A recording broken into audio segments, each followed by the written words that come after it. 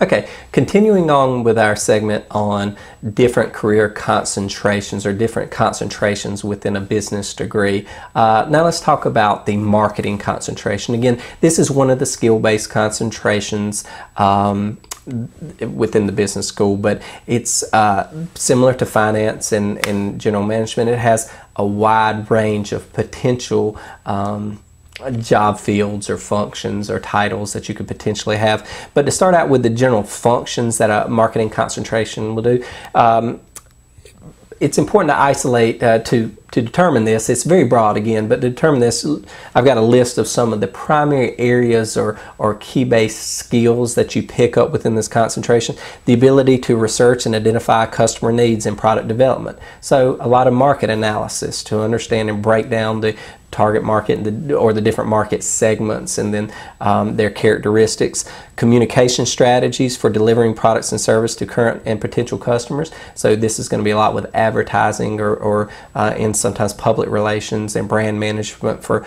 how you communicate with the outside customer, client, or end user. Planning methods to determine whether to market and set prices. So again, when you do the market analysis to make the next determinations or the use of consumer information or data to make decisions about how you should proceed in a given market, how you should orient yourself strategically. So a lot of marketing strategy roles in organizations, knowing how to respond to international markets and cultures. So again, customer awareness, segment knowledge, things of that nature. So with that in mind, some common titles that you'll hear are marketing manager, and these are typically in-house individuals who undertake some level of marketing analysis. Oftentimes the manager will be over a marketing analyst where you're using lots of data, using quantitative methods to determine what are the characteristics of whatever you're analyzing, whether you're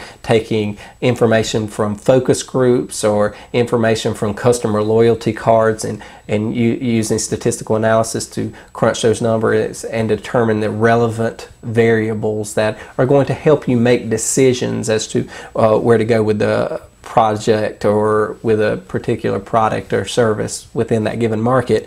A product or brand manager, that's typically going to be their role. They are going to make decisions based on the information that comes from the analytics about which path to take or how to strategically move a brand, product, or service within a given market. So they're typically your strategist in that way, dealing with a particular good or service or segment in that way.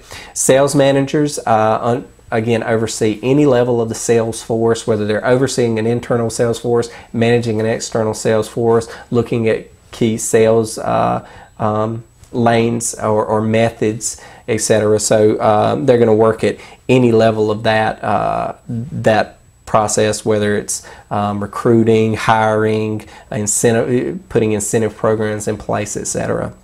Okay, advertising managers. Lots of times you might have an advertising manager in-house, but lots of advertising is done externally for larger corporations because, again, it's a very specific creative field that you're dealing with lots of designers and people that have artistic or creative backgrounds that can produce the animation, the art, the media necessary to present your product or service in the light you so desire. So again, the advertising manager will work internally, will work with external advertising teams, or in some cases will oversee the efforts to create the content that you're going to put out to advertise your product or service.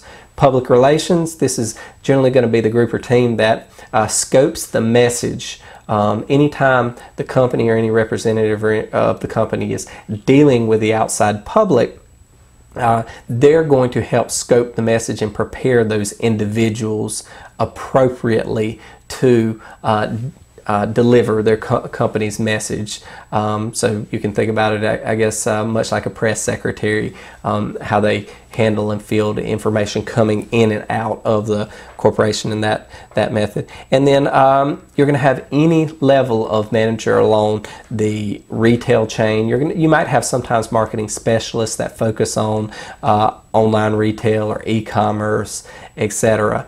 And then in smaller businesses, you're seeing an emerging field for the small business marketer, the individual who can do search engine optimization, the in and outbound linking, the content on the page for content maximization, social media aspects to create buzz, and direct marketing or email marketing campaigns, things like that. They're going to be proficient in your customer resource management and automated marketing systems like Eloqua, Marketo, Pardot, systems that allow you to manage that process. So all of this, as you can see, the marketing field is extremely broad, and there are tons of different areas in which you could go into. And again, even without a marketing concentration, any business major could go into these fields. But again, a marketing concentration